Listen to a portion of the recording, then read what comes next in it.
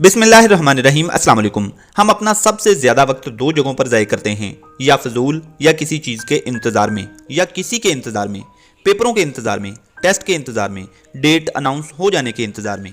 आपने जब किसी को ना मिलने के लिए बहाना करना हो तो आप कहते हैं मेरे पास टाइम नहीं था।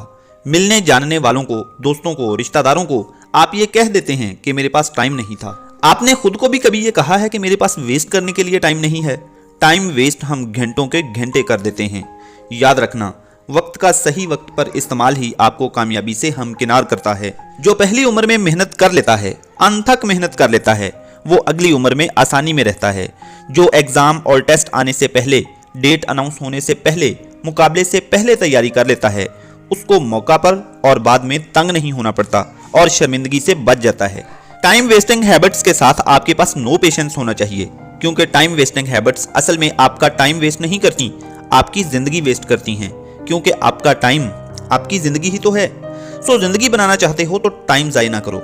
जिंदगी हम लंबी चाहते हैं, वक्त हम ज्यादा चाहते हैं, लेकिन वक्त का इस्तेमाल भी सबसे बुरा हम ही करते हैं, और कम अक्ली की सबसे बड़ी निशानी वक्त बर्बाद करना होता है।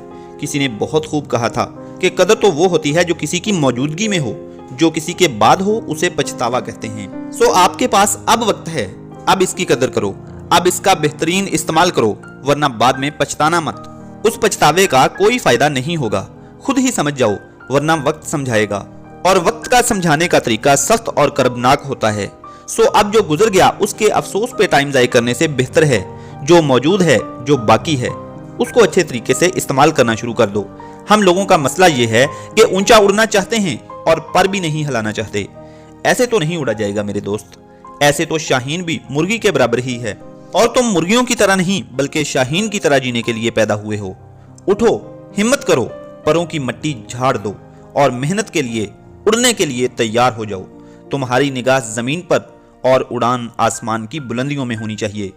एक असूल पल्ले बांध लो, वक्त बुरा चल रहा हो तो मेहनत करना, वक्त ज़ाय ना करना। कहा गया है कि वक्त बुरा हो तो मेहनत करना, और अगर वक्त अच्छा हो तो मदद करना।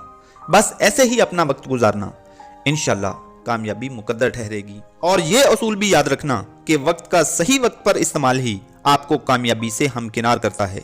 अल्लाह ताला हम सबको अमल की तौफीक अता फरमाए, वक्त की कदर करने की तौफीक अता फरमाए। अगली वीडियो तक के लिए भाई को इजाज़त दीजिए।